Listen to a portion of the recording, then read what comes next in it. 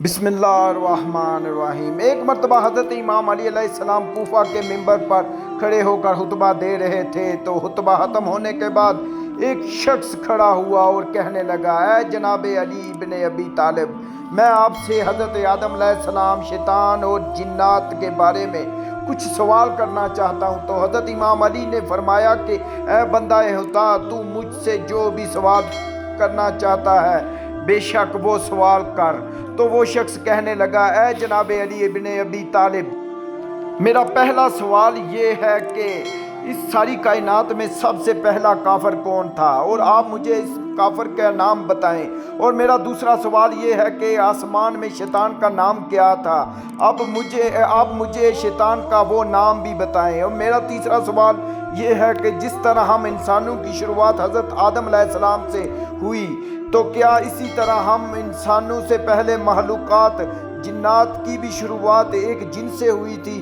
اگر کسی ایک جن سے ہوئی تھی تو پھر آپ مجھے اس کا نام بتائیں۔ پھر چوتھا سوال میرا یہ ہے کہ جس طرح اللہ نے ہم انسانوں کی ہدایت اور رہنمائی کے لیے ہم انسانوں کے لیے نبیوں اور پیغمبروں کو بھیجا، تو کیا اس طرح اللہ نے مخلوقات جن کی ہدایت اور رہنمائی کے لیے جنات کی طرف بھی اپنے کسی نبی یا پیغمبر کو بھیجا تھا؟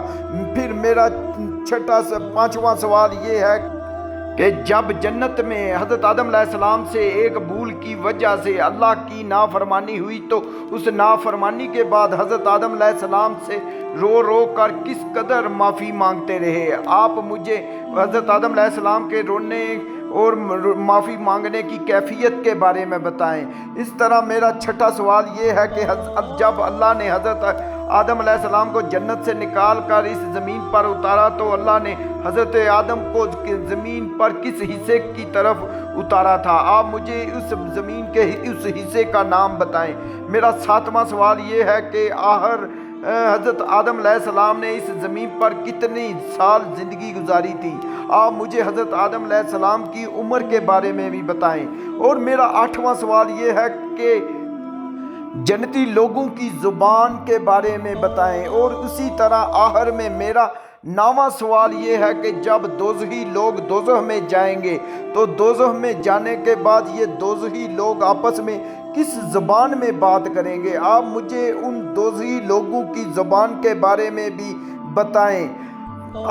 تو دوستو، پھر حضرت امام علی علیہ السلام نے یہ سارے سوال سن کر ان سوالوں کے کیا جواب دیے تھے، چلیے بتاتے ہیں۔ پہلے سوال کا جواب حضرت امام علی علیہ السلام نے فرمایا کہ اے بندہ خدا، تمہارا پہلا سوال یہ ہے کہ آخر اس پوری کائنات میں سب سے پہلا کافر کون تھا؟ تو سن اے بندہ خدا، تم اس بات کو جان لو کہ کافر وہ ہوتا ہے جو اللہ کے کسی حکم کا انکار کرے۔ لہٰذا اس ساری کائنات میں سب سے پہلے اللہ کے حکم کا انکار کرنے والا شیطان تھا، کیونکہ جب اللہ نے شیطان کو یہ حکم دیا کہ وہ آدم علیہ السلام کو سجدہ کرے تو شیطان نے تکبر میں آ کر اللہ کے اس حکم کو ماننے سے انکار کر دیا۔ جیسے ہی شیطان نے اللہ کے اس حکم کو ماننے سے انکار کر دیا تو اسی وقت ہی یہ شیطان اس ساری کائنات میں سب سے پہلا کافر بن گیا۔ لہٰذا اے بندہ خدا، جان لو کہ شیطان ہی ساری کائنات میں سب سے پہلا کافر ہے۔ اسی طرح تمہارا دوسرا سوال یہ ہے کہ آسمانوں میں شیطان کا نام کیا تھا؟ تو اے بندہ خدا، جان لو کہ آسمانوں میں فرشتے شیطان کو حارس کے نام سے پکارا کرتے تھے، اور جب شیطان نے اللہ کے حکم کو ماننے سے انکار کیا تو اس وقت اس کا نام ابلیس ہو گیا۔ اور پھر جب اس نے جنت میں آدم علیہ السلام کو بھٹکا کر آدم سے اللہ کی نافرمانی کرائی تو پھر اس وقت اس کا نام شیطان ہو گیا تھا۔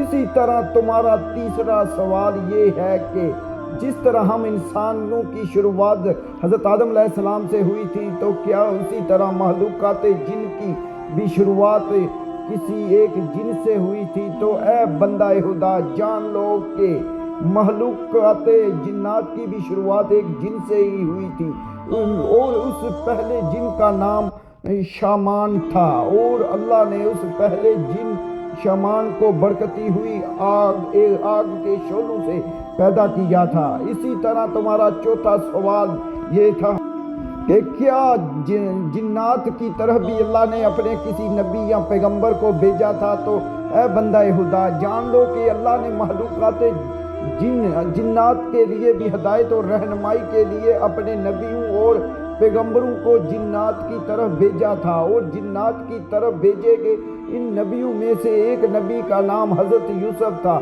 जब हज़रत यूसुफ ने जिन्नात के अल्लाह की दीन की दावत देना शुरू की तो दूसरे काफिर जिन्नात ने हज़रत यूसुफ को कत्ल कर दिया। यहाँ पर यह बताता जाऊँ कि यूसुफ नबी हम इंसानों की तरफ भेजे गए हज़रत यूसुफ अलैहिस्सलाम नहीं, बल्कि ये यूसुफ नबी बज़ाते खुद एक जिन थे। और याद रहे कि अल्लाह ने महलूकात जिन्नात की तरफ भी अपने जिन नबियों और पैगंबरों को भेजा था।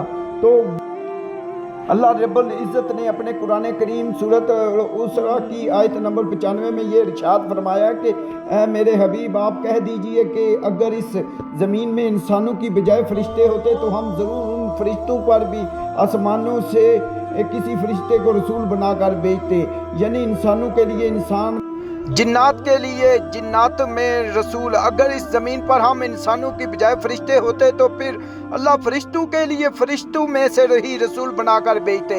यहाँ पर साथ ही इस बात को भी याद रखें कि अल्लाह रब्बुल इज़्ज़त ने महलूकात जिन की तरफ भी अपने नबियों पैगंबरों को भेजा था। तो इस बात का जिक्र सूरत अनाम की आयत नंबर 130 में वाज़े तौर पर मौजूद है। इस तरह बंदा खुदा, तुम्हारा पांचवा सवाल ये है कि जब जन्नत में हजरत आदम ने अल्लाह की नाफरमानी की तो उस नाफरमानी के बाद आदम अलैहिस्सलाम की किस कदर रोक कर अल्लाह से माफी मांगते रहे। तो है बंदा खुदा, जान लो कि जन्नत में हजरत आदम अलैहिस्सलाम 100 साल तक रो कर अल्लाह से माफी मांगते रहे।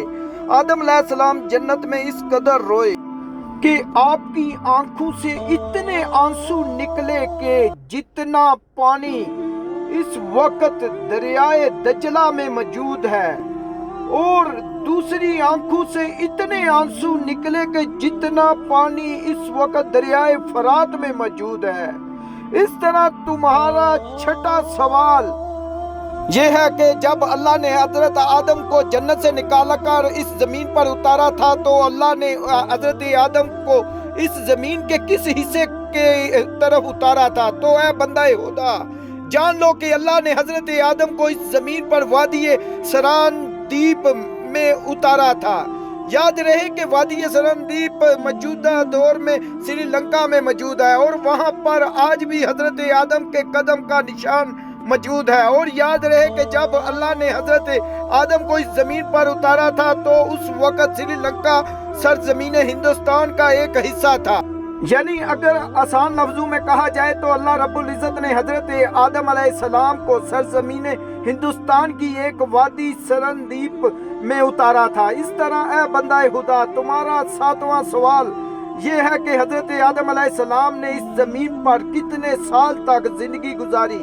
तो है बंदा खुदा, जान लो कि अल्लाह के नबी हजरत आदम अलैहिस्सलाम इस जमीन पर 930 साल तक जिंदा रहे थे। इस तरह तुम्हारा आठवां सवाल ये है कि आहर जन्नत में जन्नती लोग किस जबान में बात करेंगे? तो है बंदा खुदा, जान लो कि जन्नत में जन्नती लोग अरबी जबान में बात किया करेंगे। इसी वजह से ही अल्लाह ताला ने भी अपनी कलाम कुरान करीम को अरबी ज़बान में नाज़िल किया, और फिर अल्लाह ने इस अरबी ज़बान में ही लिखा हुआ है कि कुरान की हिफाजत का ज़िम्मा भी खुद अल्लाह ही ने लिया हुआ है। बस फिर है बंदा खुदा, अब आखिर में तुम्हारा नौवां सवाल ये है कि दोज़ख में दोज़खी लोग भी किस ज़बान में बात किया करेंगे? आखिरी सवाल का जवाब बताने से पहले यहाँ पर यह बात याद कराता चलूं कि जो वाकया मैं आपको अभी सुना रहा हूँ, ये वाकया आज से 1000 साल से भी पहले लिखी गई हदीस की एक किताब ईवानुल अखबार और اور رضا کے والیوم نمبر 1 کے باب نمبر 24 کی حدیث نمبر 1 میں واضح طور پر موجود ہے۔ تو اس طرح بس پھر آپ آخری سوال کے جواب میں حضرت امام علی علیہ السلام نے اس شخص سے یہ فرمایا کہ اے بندہ خدا، جان لو کہ دوزخ میں دوزخی لوگ آگ کی پوجا کرنے والے مجوسیوں کی زبان میں بات کیا کریں گے، اور دوزخ میں یہ دوزخی لوگ اللہ سے چیخو پکار کر کے مسلسل معافی مانگا کریں گے، لیکن افسوس کہ چیخو پکار سننے والا کوئی نہیں ہوگا اور کوئی معافی نہیں ملے گی۔ اللہ پاک ہم سب کو دنیا اور آخرت میں کامیابی عطا فرمائے، آمین یا رب العالمین۔